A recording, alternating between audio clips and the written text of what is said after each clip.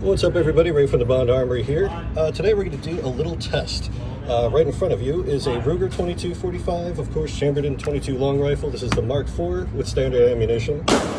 Over here is my Ruger Mark III 2245 with an integrally suppressed pack-light battery, shooting subsonic ammunition. Now, I want you to hear the difference between the standard ammunition and what it sounds like suppressed. It is quiet, but it's not quite Hollywood quiet. All right, so we'll do 5 rounds and 5 rounds. All right, here we go.